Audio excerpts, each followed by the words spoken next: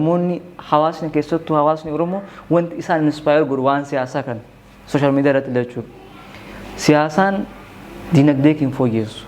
Siyaasaan namoota muraasatu qofatu oofaa jira beeki. Nuti hordoftoota laaluudhaaf hirmaattoota beeki. Achi keessaa madda galii keetii maamilii keetii biyya keetii jijjiiruu hin jiru. Hayyoonni kunniin akkuma siyaasaadhaan uummata gabbaa ka'a yookaan immoo falma dhaadhansan yeroon dinagdee illee barbaachisaadha. Dinagdee ofiitiif akka hawaasni falmatu osoo kakaasanii promoota godhanii.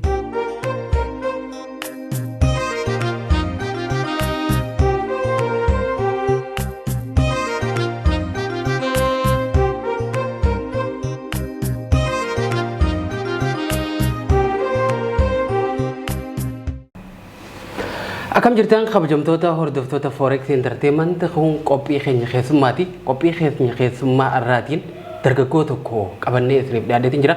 Dargaggoon irraan tana qabannee isiniif dhiyaate nama piroojeektii guddaa tokko harkaa qabuu fi waan hawaasa fayyadaa hedduu hojjechaa jirudha. Dargaggoo kana wal isin barsiiseetiin mee waan inni harkaa qabu isaanuu himuuti. Talagaa bakka nagayaan gara istuudiyoo teenyaa dhufte yeroo ta'e qaalii aarsaa gootee tun argamu kateef hedduu galatoomi. Mee jalqaba irratti maqaa keetii bakka dhaloota irraa eegallu. Jalqaba irra sirrii galatoomi. Jarraa kana kennuuf keestiif maqaan kiyyaa Abdii Olii jedhama. Kan dhufe Itoophiyaa irraa ta'ee garuu dhaloonni kiyyaa godina Baalee aanaa Garfaa keessatti Oromiyaa fi Itoophiyaa keessatti jechuudha. Oke, hedduu akka galatoomi. Mee gaarraan tana waan tokkoof wal agarreetti waan nuti harkaa qabdu waan guddaa hawaasa keenya ni fayyada jennee nuti yaadnu fi atillee waan jabaa tokko harkaa qabda. Mee jalqaba irratti wanni ati harkaa qabdu kun maali? Waan jirurraa kaaniiti sanboota gara biraatiin. Wanti ani harkaa qabu digital marketingidha. Digital marketingii ta'ee marketingii keessatti dhaabbata tokko harkaa qaba piroojeektii akkuma jettisanii. Piroojeektiin suni wantoota baay'ee of keessatti hammata. Ani personally ogummaan kiyya digital marketingidha. Digital marketingii specialize godhee jira. Garuu piroojeektii kana keessatti wanti ani yaadee dalagaa jiru wantoota hawaasa keenya jijjiiradhe yaadee keessattuu gabaa dijitaalaa hawaasni keenya amma qabu irratti baay'ee dadhabaa waan ta'eef waan san guddisuudhaaf akkasumas sochii dinagdee addunyaa irratti gara dijitaalaa jijjiirame kana akka hawaasni keenyas keessa makamuuf yaada godhadhe wantoota tokko tokko jalqabee jira. Tokkoffaa irratti maqaan isaa Mo'a Agency jedhama. Mo'a Agency kana keessatti piroojeektii garaagaraa jira. Piroojeektii awareness digital marketingiitu jira. Akkasumas piroojeektii san keessatti waa'ee diizaayinii jira. Waa'ee marketingii biizinasii adda addaa promoot godhuu jira. Achuma keessa ta'ee vaakaansii hojii appilikeeshinii ijaaranii carraa hojii hawaasa baqataa akkasumas lammiilee biyya ofiitii ba'anii biyyoota biraa keessatti hojii argachuudhaaf dadhabaniif hojii seef ta'ee akka argataniif haala mijeessuu jira jechuudha. Mostly ammas focus kan godhu digital marketingii hawaasa keenya bira bal'isuu fi guddisuudha. Tole mee waan bareedaadha waan hedduu nuu qabattee jirta. Mee jalqaba irratti digital marketingiin kun maali? Innummaan kunuu jalqaba egaa namni waan tokko namatti himuudhaaf waan sanuu beekuu qaba. Maali digital marketingii jechuun kun maal? Digital marketingii jechuun namni tokko qaamni tokko meeshaa dijitaalaa yookaan immoo meeshaa intarneetaa maddiif sooshaal miidiyaa yookaan immoo onlaayinii fayyadamuudhaan nama hawaasa bal'aa ta'e bira namoota maamila kiyya ni ta'an jedhe yookaan immoo namoota maamila ni naa ta'an jedhee argachuu danda'u irratti hundaa'uudhaan brand awareness yookaan immoo waa'ee dhaabbata keetii maqaa isaa hubannoo namaaf kennuudha. Inni biraa immoo product yookaan immoo sarvisii kee oomishaaf tajaajila akka gurgurachuudha. Hawaasa biratti jechuudha. Walumaa galatti meeshaa dijitaalaa fayyadamte jechuudha. Digital marketingiin sanuma. Marketingiin gosuma aadaa duraan nuti beeknu iddoo tokko teettee maamilaatti wal qunnamtu ta'ee jiru. Dijitaala jechuun meeshaa dijitaalaa fayyadamtee isaan hin qunnamu jechuudha. Tole mee gara digital marketingii kana akkamitti dhufte? Eenyutu inspire si godhee takkaa'u waan kanatti galuuf maaltu sababa siitee mee akkamitti eegalte? Digital marketingii wanti tokkoffaa irratti akka itti galuudhaaf na kakaase jalqaba irratti wanti dijitaalaa na gammachiisa. Uumamaan jechuudha waa'ee dijitaalaa na gammachiisa. Dijitaala keessaa immoo wanti bu'aa qabu jedhee yaadee garaan durallee waan biizinasii na gammachiisa wanti dijitaalaa na gammachiisa. Booda hanga biyya kana keessa seenee 2016 irraa sooshaal miidiyaa gaafa fayyadamus wantoonni baay'ee inspaayin godhan waa'ee daldalaatii fi waa'ee dhufaatii teknooloojii amma wal qabatee karaa namoonni itti jireenya isaanii jijjiiratanii fi karaa itti namoonni soosaayitii isaanii impaawa godha yeroo ilaalu inspaayin godhaa dhufe. Achi booda Google gochuu jalqabee waa'ee isaanii viidiyoo adda addaa yuutuubii keessa ilaaluu jalqabee achi booda maal akka gochuu qabu na hubadheennaan gara koorsii isaa deeme jechuudha. Okay. Ati amma koorsii waa'ee digital marketingiitiin akka baratte quban qaba.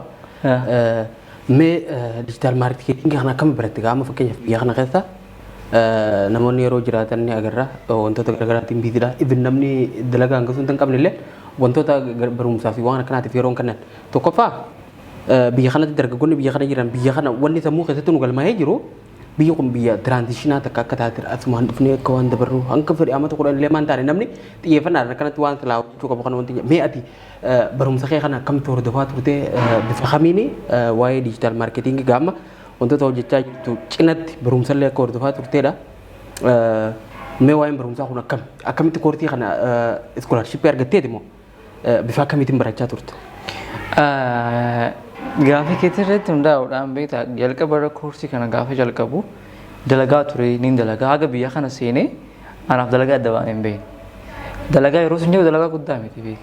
Dalagaa sadarkaa gadiirraa kaasee ammatti dalagaa jechuun mindaa sun ta'in parsanaalii waan muuxannoon argatu dalagaa jira. Garuu dalagaa reesturaantii keessa dalagaa fa'aa baradhee jalqaba koorsii jalqabee koorsii san barachuudhaaf jalqaba laalee dudubbisee kiraayiteriyaa isaa afaan keenyaan barachuu hin danda'u beeku. Afaan Ingiliffaatiin barachuu waan qabuuf wantoota saniin na barbaachisan tokko tokko koorsii parsanaalii dhaabbilee koorsii kennanitti dhaqee baradhee jechuudha.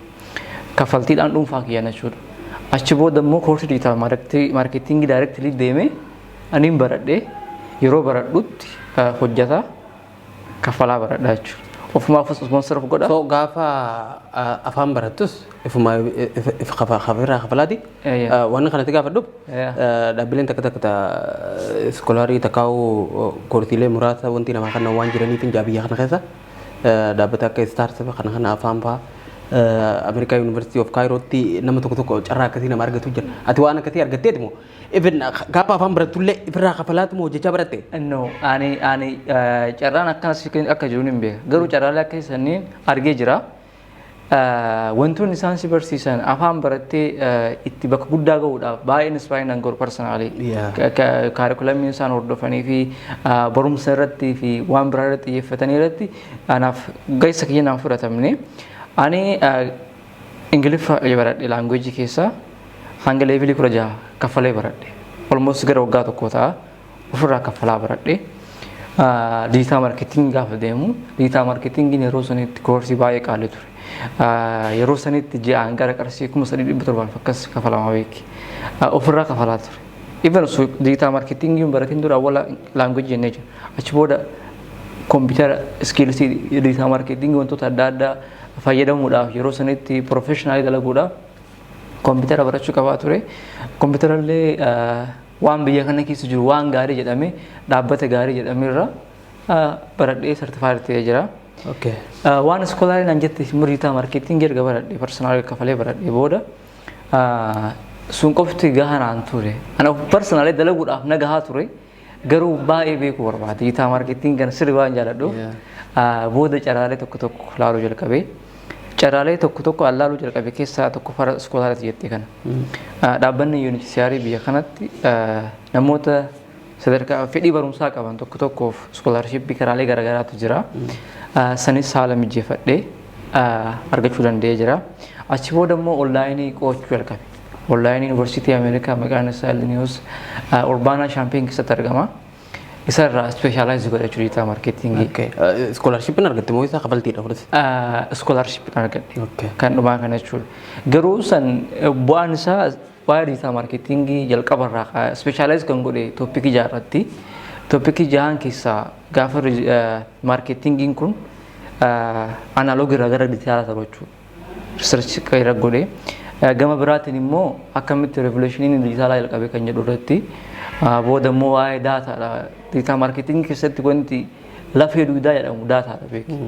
daataa yoo qabaatte daataa fayyadamtee maamila kamiyyuu qabdu daataadhaani waa'ee san irratti tiyoorii fi piraaktisii achi booda waa'ee sooshaal miidiyaa irratti ispeeshaalaayiz godhee booda immoo deebi'ee waa'ee piroomooshinii akkasumas waa'ee dijitaalaa ta'ee gosoota dijitaalaa irratti walumaa galatti waa'ee diijitaal maarketingii guututti ispeeshaalaayiz. Okay. Waan hedduu takka gaawwaa guutuutti kana cinaatti ammoo hojjetaa akka jiraachiftudha. Yeroo kee akkamitti hanga fedhan gaamaanii yoo goote illee amma akkamitti gahuu danda'edha yeroon waan dila kana godhuudha. Yeroo muraasa keessatti atiin barataa ibin barumsi ati barattu gaa barumsa wal cinaa kana paaralaal waa hedduu akka oofaa jirtudha agarru. Kana biraan piroojeektii biraa uumaa jirta. Amma mo'aa ta'anii akkasitti waan san hunda weebsaayitii ilaaleetiin jira baay'ee hedduu waan bareedaa fi weebsaayitii sadarkaa addunyaatti wanti hedduu waan guddaadha jechuudha. So wantoota akkanaa kana kireet godhu barumsa fi oofuu hojii ammoo addatti fi hojjetanii hojiin biyya kana minimum sa'a 10 gadi hin jiru hojiin biyya kana. Akka biyya biraa waan ta'an hojjetamu minaan jaameen jiru. Biyya kana minimum sa'a 10 hundi sanii waliin hin beekna nama hojjechaa ture. So akkamitti waan kana wal dandeessitee akkamitti oofuu dandeessa? Aan jalqaba irratti akkanatti dalagaa waan waa dalagnatti fakkaatu. Personal jechuudha. Gama biraatiin sa'aatii akkamitti maaneji goota kanaan jette akkuma jette sa'a 10 gadi hojiin hin jiru. Sa'a 10 sa'a hojiiti. Sa'a 10 keessaa koorsiin biyya kana keessatti yoo koorsii ta'e sa'a 3 si gaafata. Kanaafuu sa'a 3 yoo duraan yeroo walaasan barataa dalaga. Fakkeenyaaf hojii sa'a tokko seenee sa'a 11 baha. Olmoos sa'a 10 dalaga jechuudha. Yeroo garii koorsiin sa'a 5 irraa kaasee haga 8 jira. Yeroo garii 8 irraa 1 jira. Achi booda online yoo ta'e immoo sa'a fedhe baradha waan ta'eef jechuudha. Yeroo achi dalagu san mindaan kee alarra poozishiniin kee guddataa deema. Ani yeroo poozishiniin kee guddatee mindaa gaafadhu san mindaan gaafadhu. Sa'aatii tirfii naa kennaa baradhee deebi'adha. Achi dhaqee baradhee deebi'a. Yoo sa'aatiin koorsiitiif sa'aatii hojii na yaalkaa olii bu'a jechuudha. Garuu sa'aatii 10 hojii san malee sa'aatii kamiyyuu koorsiin jiraateenna ayirraaf hin daangessu. Walaa hirriba kiyya walaa maal hin jiru. Hojii awwaala koorsii kiyyaan hin baradha yoo rafe achi booda rafa. Gama biraatiin immoo gama waan kafaltiitu nama addeessa. Namoonni baay'een biyya kana keessatti yaaddoon isaa akkuma jette awwaala irratti tiraanzishinii akka tiraanzishinii fayyadaman biyya tana jechuudha. Koorsii irratti kafaltii fi namoonni ilaalchi isaanii biyya kana keessa wanti koorsiidhaaf qaban rakkoon jira. Tiraanzishinii kana asii yeroo gara biyyootii deemtu achitti wanti si eeggatu waan qophaa'ee nyaattu miti dalaguu qabda beeku. Biyya keenya keessatti sadarkaa gadi aanaa waan jiruuf nuun taane jennee jireenya gaarii barbaacha gariin immoo rakkoo mataa walumaa galatti rakkoon si baase sun rakkoo waan biyya keetii keessatti dhabdee biyya biraan argatteetti abdii godhattee biraa baate. Siyaasaas ta'ee rakkoo diinagdees ta'e jechuudha. As dhuftee immoo tiraanzishinii dhattee yeroo ati dabarsitu sun ani parsanaalii maal yaada yeroon haadha asitti dabarsu kun boor fuuldura kee ijaaraa jira. Gara biyyaas deemee gara bakka biraas deemee gaafa deemu san waan dalagu tokko sammuu kiyya keessa jira waan san achi biraa kaayyoon kiyya. Kanaafuu inumaan biyya tana waa biyya carraa guddaa itti argadhee dhiyaata. Maaliif fuuldura kiyyaaf yoo rabbi achi nageesse har'a waa wahii godhataa jira bocataa jira. Gaafa rabbii carraa naa kenne bakka wahii nageesse nin deema. Garuu akka namaan personaalii biyyoota akka Kaanaadaa, Awurooppaa maali baqattummaan deemuu kana baay'ee irraa fedhiin qabu. Okay. Amma gaa biyya kanatti biyya sa'aan dargaggoota hedduu waggaa agarree sa'aan biratti rakashaati. Even namni haalaan dalaga jaamu sa'a 12 dalaga jaamu gaafa hojiirraa galee qaawwaa ta'a bakka garaagaraa wanti ijaa sa'a irraa hafte ati sa'a sanatti fayyadamteeti waan kana hunda goote kun hedduu waan agartee nama hedduu dhafillee hamilee ta'u takkaahu muuxannoo takkaahu barumsa ta'u waan bareedaadha dargaggoota hedduun kanarraa barumsa akka argannu abdiin qaba. Amma waan tokkootu jira namni hedduun wantoota garaagaraa ni baratanii ati amma diijitaal maarketingii barattee namni tokko koorsii garaagaraa ni fudhata makiinaa oofuu ni barata uffata hodhuu ni barata garaaja ni barata garuu nama ittiin hojjetu muraasa qofa garta namni barateeti waan san numataa even afaan gaafa barattu afaan san namni itti fayyadamu jiru amma namoota afaan faransaay baratan afaan arabiffaa afaan ingiliffaa namoota baratanii garuu ittiin hin hojjan qaawwa mataan hedduu jira. Namni magaalaa tana keessa jiru hedduun amma makiinaa fa'aa oofuu danda'a yeroo itti gabbaanii dalagatanii agartu amma waa hodhuu amma koorsiileen akkanaatun bilisa hedduu kennama ati ammoo waan kana barattee waan guddaa tokko itti milkeessaa jirta fakkeenyaaf piroojeektii mo'aa kun waan salphaadhaan mee mo'aa kana akkamitti eegalte amma sadarkaan irra jiru maal? Mo'aan jalqaba sammuu kiyya keessa jira. Maqaa isaallee kan itti moggaasee ture jira. Garuu mo'aa jechuun kan isaa multi option agency dha beeku. Achi keessatti waa baay'ee mo'aa afaan Oromoo kana miti. Afaan Oromoo MOA dha. Mo'aan gaafa hundaahu waa baay'ee sammuu kiyya keessa wanti martuu kan dalagamu diijitaalaanii diijitaal maarketingiin bu'aan isaa fiildii sin filachiisu. Fiildii kamuu keessatti yeroo ammaa keessatti hojjetaa qonnaa maan ta'an diijitaal maarketingiidhaan dalaguu hin dandeetta. Barachuu hin dandeetta. Oomisha kee gurguruu hin dandeetta. Bitachuu hin dandeetta. Kanaafuu maal yaadee mo'aadhaa fi namoonni yeroo baay'ee yeroo wanti ho'i sammuu si dhufu gaafa rakkoo agartu sammuu si dhufu furmaata isaa yoo furmaata ho'i qabaatte ati waa qabda waan ta'eef. Kanaafuu akka hawaasa keenyaatti hanqinni hawaasa keenyaa maaliin jedhee xiyyeeffadhee jira. Achi booda dhaabbata ho'i hundeessaa jedhe. Dhaabbanni sunis ka dandeettii kiyya wajjin deemu waan qabuun ka hawaasa tajaajilu akkasumas na biras ta'ee waan namoota baay'ee qarqaaru qaba dhiyaate. Kanaafuu tokkoffaadha akkuma warri isin jedhe diijitaal maarketingii irratti namoonni hubannoo argachuu qabanii. Amma mo'aan akkuma isin jedhe san sarviisii garaagaraa qaba. Mee mo'aan reefu intarneetii kaaftee jirta. Sarviisii inni kan tokko wanni irratti xiyyeeffatu ijoon maal fa'aadha?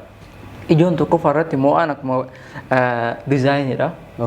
Namoonni diijitaal maarketingii jechuun hanga fedhii nam tokko beekumsa maan qaban ergaan inni sooshaal miidiyaa irra dabarsu intarneet irra dabarsu walumaa gala meeshaa diijitaalaatiin dabarsu tokko sirrii diizaayin ta'uu qaba. Yoo viidiyoos ta'ee suuraas ta'ee jechuudha. Diizaayin nuti wannaa jennu sooshaal ka maarketingii jechuudha. Dhimma diizaayin irratti namoota diizaayin barbaadaniif diizaayin gochuudha. Akkasumas isallee haala kamiin diizaayin Graafiksii jechuudha. Graafiksii ta'ee diijitaal maarketing diizaayin jira. Diizaayin kun addumatti damee maarketingii. Biizinasii warroota biizinasii isaanii irraan godhataniif diizaayiniin gosa baay'ee waan jiruuf jechuudha. Giraafiksii of keessa qabata. Baay'ee giraafiksii baradhee jira.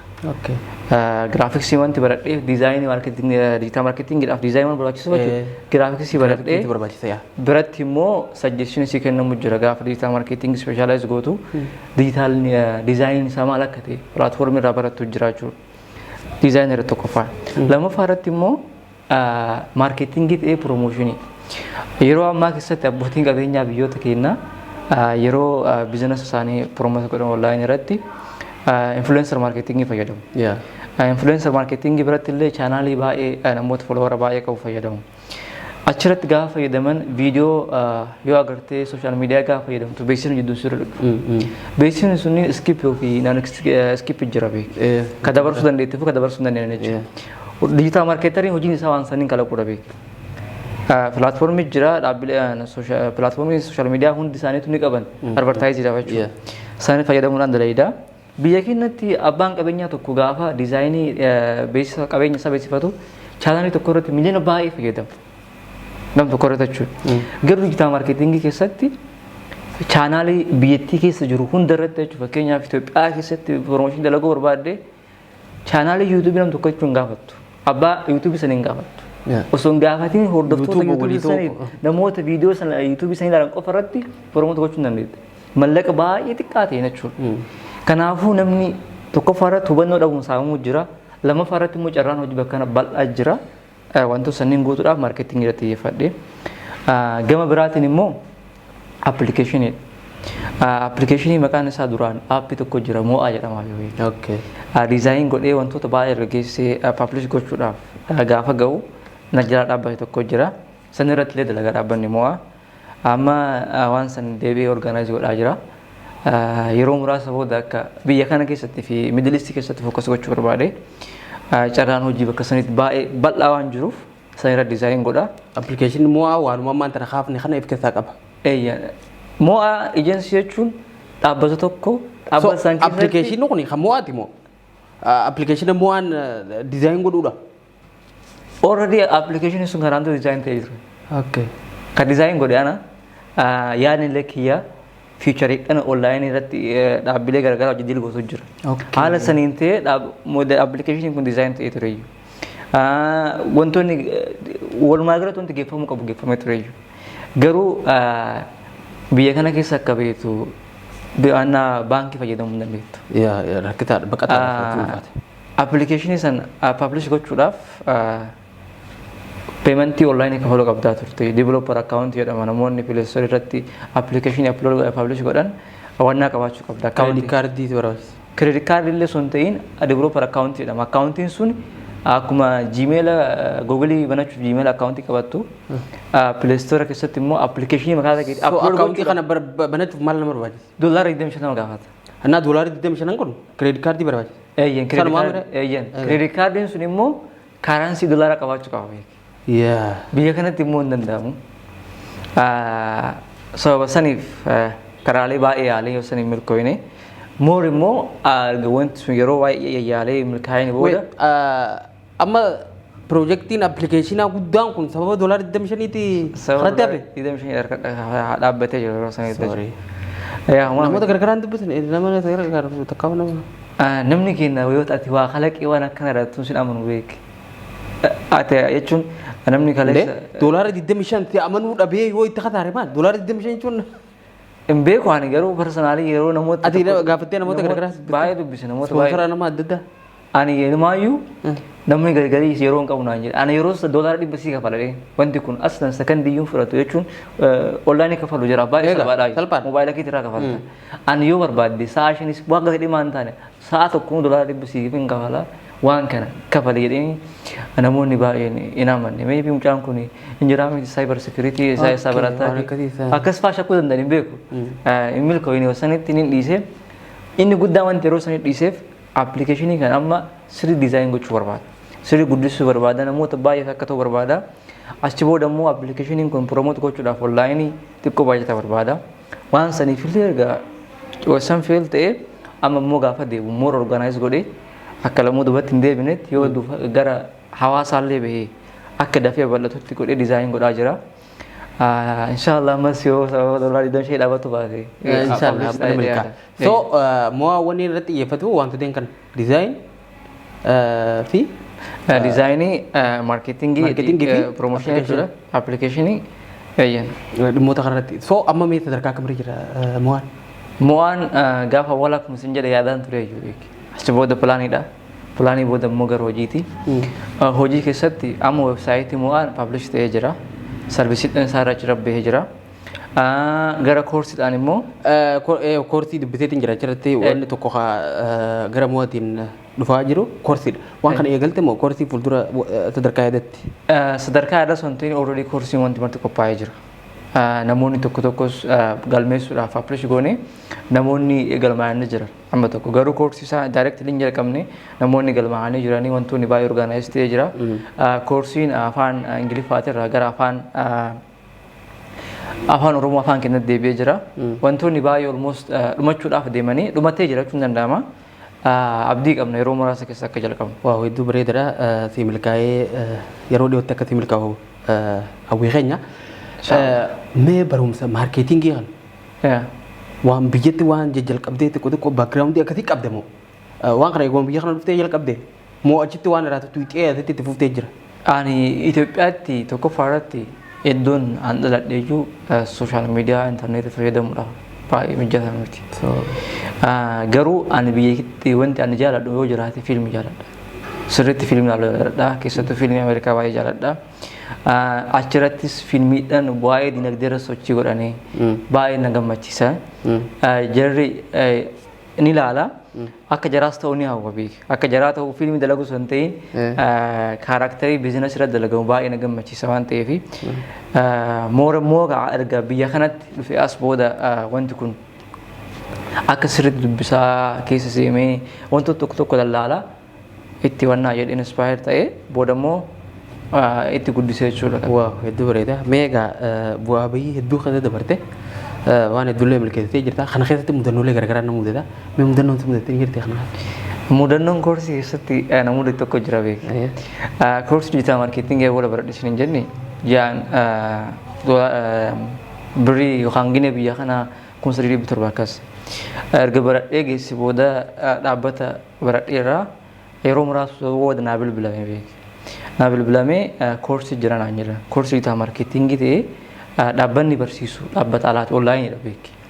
Namoonni achirratti hirmaatan akka namtichi sun dhaabbata sarara dubbisetti onlaayiniidha. Namoota almost 40,000 barbaada dhaabbanni sun. namoota 40 barbaadu keessaa dhaabbilee baay'ee wajji marji ta'uudhaan dhaabbilee koorsii kennan wajji marji ta'uudhaan biyyoota garaagaraa irraa dhaabbileen tokko tokko barata galmeessanii garas dabarsanii kafaltii kafalchiisu. Kafaltiin na gaafatan sun 22 ture beeki. Okay. Ji'a tokkoo fi onlaayiniidha. Barataa 10 maallaqaa mochi keessa jira. Gaafii gaafachuu hin dandeettu, presentation dhiyeessuu hin dandeettu 40 ji'a tokkoof. Just class international waan dhiyaatee fachuu certificate jedhamee jechuudha. Yeroo sanitti subirri qabaadhe sakandii takka fira deebi'ee yaadu. Kafaluudha hin kafala rakkoon qabu. Garuu birrii hin arganne ture. Achi booda dhaabbata sanitti koorsii baay'ee biradheera diskaawuntii naa godhame.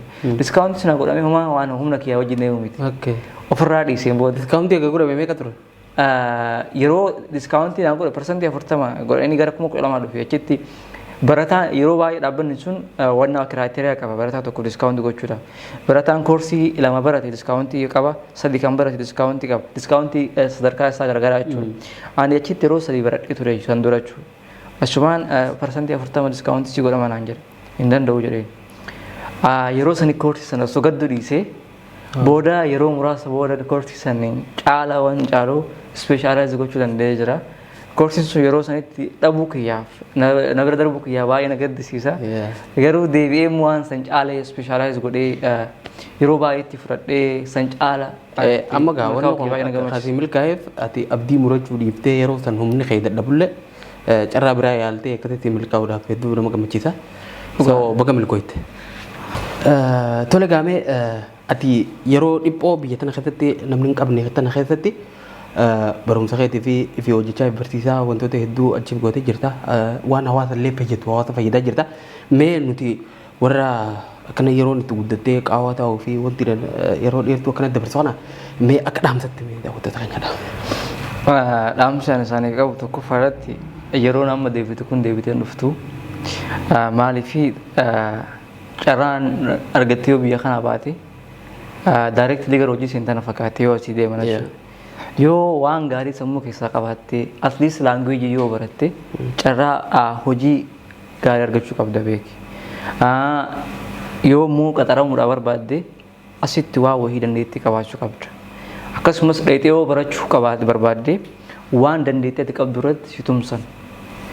Kanaafuu fuuldura keetiif namni kaayoo qabu sammuu qabu yaaduu danda'u tokko yoo har'a yaaddee boriif waa goota yoo har'a tattaafatte boriif bu'aa fidda. Walumaa galatti rizaaltiin kenna borii har'arratti hundaa beeki. Yoo ati har'a nama cimaa tattaafatu taate shakkii tokko malee boru rizaaltiin kee nama gaarii ta'a beeki yookaan immoo bu'aa gaarii fidda beeki. Nama har'a rafu nama taa'u taate jennaan boru namoota addunyaa kana keessa jiran nama sadarkaa gadii hojii sadarkaa gadii aanaa qabu nama madda galii sadarkaa gadii aanaa qabu ta'uun kee waan oolle. Sababni isaa yeroo ammaa keessatti addunyaan wayita waasii qaxartu waasii kennitus wartaa sirraa bittus even hojii dalaguudhaafis waa wayii sirraalti. Namni kun kennee fudhachuu irratti xiyyeeffata waan ta'eef yoo si duuka dalaguu barbaade bu'aan sirra argadhu maa jedhee yaaduu qaba namni sun. Yeroo sanitti yoo ati waan wayii ofirraa hin qabaatin dandeettii wayii hin qabaatin beekumsa wayii hin qabaatin dirqama sigatanii si bira darbuun jira waan oolle. Kanaafuu yeroon kun deebi'ee hin dhufu tokkoffaa namoonni biyya kana keessa jiran carraan biyya akka kanaa ani gara kiyyaan biyyoota baay'ee hin deemne garuu carraan akka biyya kanaa jira dhee ijaartu. Dalaydee mallaqa argachuu dhabuu dandeette garuu barattee beekumsa mallaqa argachuu dandeettuuf yeroo keessatti hin taphatinii booda yeroo sitti taphatti jechuudha. Iddoo akka galatoomii dhaamsa bareedaadhaan nu dhaamte gara biraatiin ammoo waan addunyaan amma gara isaa dhufaa jirtu addunyaan guutuun ittiin daldalaa jirtu amma diijitaal maarketingii wanni hundi maarketingii qofaa osoo hin ta'in wanni hundi diijitaala ta'aa jira. Addunyaan diijitaaluma keessa seenaa jirti. Ammoo nuti akka sabatti akka Oromootti waan karaa duuba jira. Fakkeenya tokko yoon si kaase namoonni dhaabbata garaagaraa qaban takkaa'u sarbiisa kennan takkaa'u waan tokko dalagaa jiran beeksisa hoggaa beeksifatan baay'inaan hin agarru. Gara biraatiin ammoo namni sooshaal miidiyaa fayyadamu fooloowara hedduu qabu waan kana hoggaa hojjetan agarra. Nama itti beeksifatus hin jiru namni sunis maaliif akka ta'e hin beeku duubatti hafnee jira jechuuf hin jaa. Amma Itoophiyaa keessa ta'uu saboota biraa yoo ilaalle amma namni tokko mana shaayii takkaa mana bunaa tokko gaafa bane nama fooloowara tiiktook irraa qabu fideetii bakka san dalaisiisa. Buna bareedaa akkanaa jira. Shiroo qarshii rakishaan asitti nyaatamuu dandeessu shiroo mi'ooytu takkaa jira. Amma tiiktook ijoollee saba biraa yoo ilaalle beeksisa akkanaa kana yeroo hedduu agarra. akka Oromootti ammoo mul'atu wanni kun even sadarkaatti qoosanitti hin baane. Gara Oromootti ammoo hoggaa dhufnu gara nama keenyatti namoonni baankii Oromiyaa kooperaatiif baankii kana baankii Oromiyaa Awaash baankii baankota Oromoo gurguddaa kana saba ijoollee Oromoota beeksiftuun agarra. Duubatti hafnee jira jechuu kee wanni kun diijitaal maarkeeting makataami. Beeksisa irratti namoota hirmaatanis hin agarru dhaabbilee fi sarbiisa namoonni kan Oromootti yeroo namoonni hojjechiisan hin agarru. So waan kanatti mee ati akka nama digital marketing qo'atee tokkotti mee akka maaltu ta'uu qaba waan kanarratti? Waan ati kaas irratti hundaa'uudhaan tokkoffaa irratti namoonni biyya keenya keessatti hubannoo digital marketing qabu baay'ee xiqqaadha. Akka Oromootti miti Itoophiyaan namoota ICT yookaan immoo information communication technology fayyadaman keessa biyyoota 176 keessaa 169 irra jirti. Itoophiyaan jechuudha. Lammiileen addunyaa irratti dijitaala fayyadamuudhaan intarneetii fayyadamuudhaan aksesii intarneetiin sadarkaan addunyaa parsantii 63 gahee jira. Population waliigalaa keessaa jechuudha. Akka Afrikaatti 40% 41 irra jira jechuudha. Intarneetiin aksesiin jechuudha. Itoophiyaan garuu parsantii 19 irra jirti jechuudha.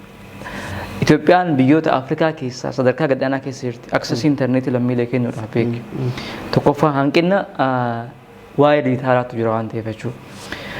Lammaffaan immoo namoonni biizinasii sadarkaa biyya keenya keessatti gaafa dalagamu namni gaba daldala isaa karaalee barataman karaa 3-4 akkas tokko qaamaan yookaan biiroo yookaan immoo suuqii wayii banachi beeksifata gurgurata yookaan immoo namaan akkas garuu walumaa galatti maarketingiin karaalee 40 olii jira beeki. Koorsii digital maarketing keessatti hammatama gosoota maarketingii jedhee inni jira. Biyyoota keenya keessa dalagamuu kan danda'an gara karaalee 32 koorsii digital maarketing keessa kennuudhaaf deemna. Maaliif namoonni biyya keenya keessatti karaalee itti gabaa ofii promoot godhatan hin beekan. Hanqina muuxannootii fi hanqina beekumsaa jira. Gama biraatiin immoo dhaabbileen biyya keenya keessaa kan Oromooti jette namoota keenyaan promoot hin godhan yeroo jettu tokkoffaa irratti namoonni keenya kontentiin isaan dalagan murteessaadha. Namoonni kontentii baay'ee controversial ta'an rakkoo hawaasummaa siyaasaa walumaa galatti namoonni kontentii ati kireet gootu nam tokko dhufee fakkeenyaaf influencerii tokko irraan promoot yoo godhe influenceriin sun social media isaa irratti akkaawuntii isaa irratti wanti inni dalagu wantoota saba muraasa yookaan immoo garee tokko waan arrabsu baay'ee yoo ta'e yookaan immoo hin gammachiifne yoo ta'e carraa gabaa baay'ee dhabuu qaba beeki. Garuu namoonni saboota biraa akkuma jette social media irratti hin fayyadaman. Maybe namoonni achirratti biizinasii promoot godhan yookaan haga ijoollee Oromootu iyyuu follower hin qaban. Egaa kanan jiru jira. Garuu kontentiin isaan dalagan fayya qabeessa. Nama hundaafuu akka hin mufachiifne dalagan. Maaliif kaayyoon jiraa gaafa dalagan jirri yeroo social media iyyuu fayyadaman callisanii faniidhaaf osoo hin ta'in pilaanii baasanii biizinasa irraa argachuudhaaf. Kanaafuu biizinasa keessatti viidiyoon aan dalagu sun saba tokko tuquu hin qabu, amantii tokko tuquu hin qabu, kaan kaasuu hin qabu, kaan buusuu hin qabu. Nama hundaafuu qomoon akka ta'u, akka bashannansiisu, namoonni saniin inspire ta'anii akka follow isa godhu, follow isaa guddatee akka biizinasa namoota biraa wajjin paartiner ta'ee biizinasa biraa promoot godhuuf kaayeffatee dalagaa jechuudha. Kana jechuun hanqina beekumsa haga tokko hawaasa keenyarra waa wayyoota qabu qaban beeki. Maaliif galeefi jira wanti sun jechuudha. Garuu haala biyyaatti yeroo ilaaltu addunyaarraa biyyi keenya sadarkaan isii baay'ee gabbu'aadha waan sani. Inni biraa immoo influenceroonni keenya hojii akkanaarraa beekumsa baay'ee hin qaban. Dhugaa dubbachuudhaaf an personaalii gaafa koorsii digital maarketingii baasuudhaaf deemu nama follower baay'ee qabu wayii dubbisee ture biizinasa kana. Namoota baay'ee biyya as keessa jiranii biyyoota biraallee jiran marji ta'anii biizinasii adalaynu. Koorsiin tokko namni tokko baratu minimamiin isaa $130 koorsii tokko baratee jalqaba irraa godhumaa jechuudha. Namni tokko influencerii tokko dhaqee $20 irraa hanga 30 fudhataa nam tokko irratti jechuudha. Laali namni suni promooshinii isa dalagee namni kuma tokko sararaan galmaa'ee hangam akka dalagutu beeki. Garuu wanti sun hin galleefi waan akkanaan hangaluudhaan dhiisii akkanuma si beesanaan jedhe. Dhaabbata TVs ta'ee reediyoos ta'ee haa Oromoodhaa yoo ilaalle beeksisni achirra deemuu hanga sun taa'amti. Amma dhaabbilee garaagaraa ta'a akka amma saba biraa yoo ilaalle biyyuma teenya Itoophiyaa keessattu waan daqiiqaa 5 uummata agarsiisaniiti diraamaa haa ta'u wanti garaagaraa jechuudha. San booda beeksisni isaan agarsiisan daqiiqaa 10. Wanti qosi agarsiisaniiti faayidaa guddaa ifiif illee irraa fayyadamanii dhaabbilee beeksifatan tokko sarbiisa beeksifamuu barbaachisan illee beeksisan. Keenya irratti achirratti illee hanga takka dubbatti hafan gara biraatiin kun akkasii gara kanaan dubbatti hafnee jira. Gara biraatiin ammoo diijitaal maarkeetingii dhugaa jira waan sooshaal miidiyaa kanarra hedduu deemu tokko jira. Manuma ta'anii akkaataa maallaqa itti dalagan waan jedhamu tokko. Wanni kun illee diijitaal maarkeetingii bunatti fakkaata. Mee wanni kun akkamitti danda'ama faadha mee yoo jiraatu taate dhugumaan yeroo hedduu gaanii agarra iskaamara afaan fakkaata uummanni akkasii sun akka waan iskaamara fakkaata. So mee wanti akkanaa hojii akkamitti danda'ama akkamitti namni mana taa'ee maallaqa dalaguu danda'a kan jedhu irratti tokkoffaa irratti namni kamiyyuu yeroo ammaa keessatti diijitaal maarkeetingii keessatti maallaqa dalaguu hin dandeetta. Garuu waan tokko irratti xiyyeeffachuu qabda. Dandeettii xiqqoo si gaafata. Gama biraatiin immoo iskaamarri illee immoo jira. Maallaqa karaa kanaan argatte jedhee weebsaayitii wayii akka isaan gootu achirratti akkaawuntii kee akka ta'u gochuu danda'a. Gama biraatiin immoo akkaawuntii kee daataa kee argachuudhaaf yeroo ammaa keessatti piroomooshinii dalaguudhaaf akkuma wala jennee daataadha beeku diijitaal maarkeetingii jechuun namoonni daataa san fayyadamuudhaaf jedhanii karaa muraasa maallaqa argachuu waan jedhama. Sababa saniif namoonni wannaa daataa namaa funaanudhaaf dalagadhaaf fayyadamaadhaan achi gowwoomsuun ni jira. Garuu isaan malallee namoonni tokko maallaqa sirraa dalagatan beeku. Waan sii kafalan si fakkaata maallaqa sirraa dalagan. Liinkii akkanaa banaatii achirratti tachi godhaa achirraan isiniitu qaala deebi'aa tuqa. Namni liinkii san hundeessa jalqabaayyuu dhaabbata wayii wajjii walii galuudhaan koomishinii fudhata. Ani dhaabbata kee kana namoota ganaa biraan sii geessaa maallaqa hagana naa kafalee jedhee diil godhee jira fudhatee jira beeki. Achi booda immoo nam tokko irra sheer godhee namni sun nama biraa irra sheer godhaa. Ati wanta akkan argattu sii kenna sin jedha garuu siin kennu yoo sii kenna illee parsantii 100 keessaa parsantii takka sii kenna 99 keessaati akkasitti wanta godha. Garuu diijitaal maarkeetingii gaafa barattu waan wayii irratti ispeeshaalaayiz gootee mana tiittee kompiitaraaf bilbila akka qofaan dalaguu hin dandeetta. Haala kamiin dalagamaa kan jedhuuf tokkoffaa irratti namni bakkeen irraa dalagdu bakkee maallaqa argatu sun karaalee baay'ee jira garuu san irratti muuxannoo sanii qabaachuu qabda. Muuxannoo sanii gaafa qabaatte ni jira karaalee baay'ee jira yeroo ammaa keessa namoonni baay'ee fakkeenyaaf akka biitkoyin sunaa biitkoyinii maleeyyuu affiliate marketingii waan jedhamu jira. Affiliate marketingii dhaabbilee e-commerce biyyoota addunyaa kanaa gurguddoo fakkeenyaaf Amazoniin, Alibaba, Walmart irratti jechuudha ni jirani. Affiliate marketingii proogiraamii of danda'e qaba. Achirratti namoonni affiliate marketingiidhaaf ati ulaagaa guutuu qabdu jira san guutti ni galmoota achi booda product baay'ee jira. Namoonni komishina sii kaffaluudhaaf qopheeffamee jira jechuudha. Sanniin fuudhaa promoot goota namoonni gaafa bitan abbaan meeshaa sanii komishina sii kennaa jechuudha. Sun haala saniin jira. Gama biraatiin immoo yeroo ammaa keessatti ati kompiitara kee fayyadamtee jechuudha. Biizinasii wayii promoot gochuu hin dandeetta. Osoo hin bitiin dhaabbata tokko jira Printify jedhama. Awwaala diizaayinii fakkeenyaaf yoo diizaayinii dandeessa jechuudha. Teettee product ni filatta fakkeenyaaf bilbila iPhone cover isii design gochuu barbaada jenna. Achi keessa yoo design ni jira barbaadde jechuudha. Ofii keetillee more design gochuu ni dandeetta. Design san gootee dhaabbata sanitti argita. Dhaabbatuma san keessa jira linkiin. Design illee platform jira irra goota. Gootee itti kennita online maana beeki. Ofumaa print godha dhaabbanni sun dhaqee. Ofumaa print godhee bakka itti barbaaddu keessa jechuudha. Ati osoo oomisha sanin gurguriin dura diizaayin gootee gabaadhaaf dhiyeessita diizaayinuma san. Oomishni wayiitu lafa hin jiru beeku. Kompiitaraan diizaayin gootee gabaaf dhiyeessita. Gabaan laaltee sirraa ol dargoratte jechuudha. Gabaan sun biyya kam barbaade jiraachuu dandeetta addunyaa kana keessa. Achi booda yoo namni ol dargodhu dhaabbanni diizaayinii kana siif awwala baase sun isa bira gahaa inni print godhee jechuudha ofii isaati. Warshaa qaban jirri. Print godhanii bakka ati barbaaddu san sii geessan. Jarri waa'ee shipping irra delivery irratti galii argatu. Print gochuudhaaf galii argatu. Ati immoo waan san diizaayin gootee promoot godhatte meeshaa $15 hanga $30-40 gurguruu dandeetta beeki. Promoot gootee diizaayinuma qofa gochuudha. Haala kanaan ni jira namoonni beekumsa xiqqoo ishee ulaagaa irratti guutanii ittiin dalagan ni jira. Akkasuma akkuma jetti sanillee iskaamariinis darbee ni jira.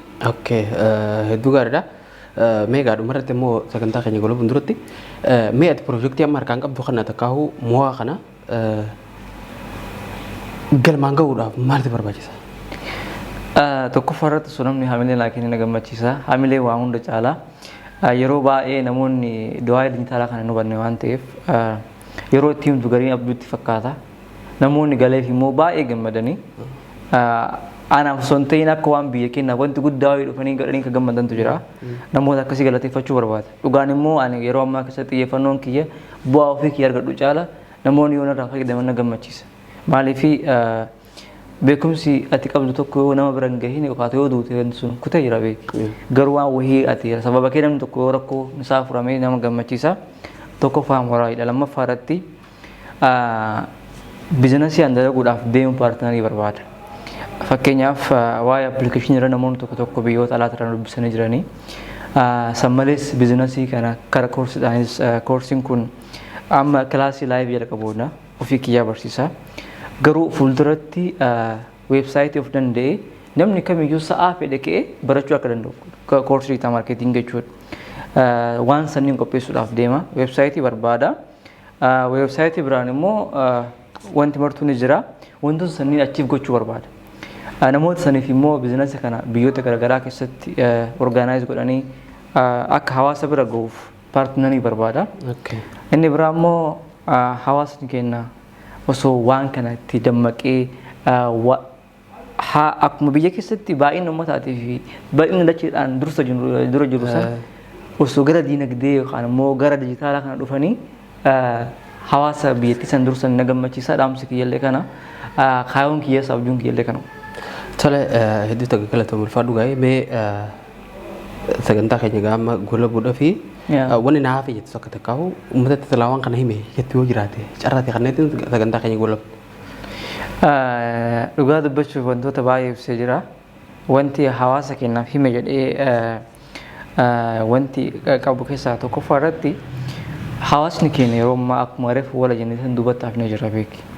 Diinagdeedhaan ilachuudha. Gama biraatiin immoo namoonni biyya keenya keessatti biyyoota afaan keenya dubbatan uumama keenya ta'e jechuudha baay'ee influensa godhan sooshaal miidiyaa irratti jechuudha. Hawaasni keenya waggoota muraasa dura almost gara waggaa 10 deemaa jira. Qabsoo jedhee qaamaan osoo hin ta'in yaadaan bahee ture beeki. Hayyoonni illee namoonni dandeettii qaban illee hawaasa kana gara qabsoo waamanii sababa saniif illee jijjiiramni dhufee jira. Namoonni ati gaaf tokko yoo fakkeenya nama tokko manaa si baasee waa tokko manaa si baasee waan sana yoo geessite galis hin jedha. Hawaasni keenya namni mana galchee hin jiru. Personaali akka arguutti jechuudha. Siyaasaaf manaa bahee jira, qabsoof manaa bahee jira. Erga mootummaa wanti jijjiiramni wayii tokko dhufee jira. Hanga hawaasa gammachiisu suni siyaasaan inni jira hin jiru ka'ee hin kaane hin galchuudhaan. Garuu hawaasni kun xiyyeeffannoon isaa namoonni hawaasni keessattuu hawaasni Oromoo wanti isaan inspire godhu waan siyaasaa kan sooshaal miidiyaa irratti jechuudha. Siyaasaan diinagdee keenya fooyyessu. Siyaasaan namoota muraasa qofatu oofaa jira beeki. Nuti hordoftoota laaluudhaaf hirmaattoota beeki. Achi keessaa madda galii keetii, maamilii keetii, biyya keetii jijjiiruu hin jiru.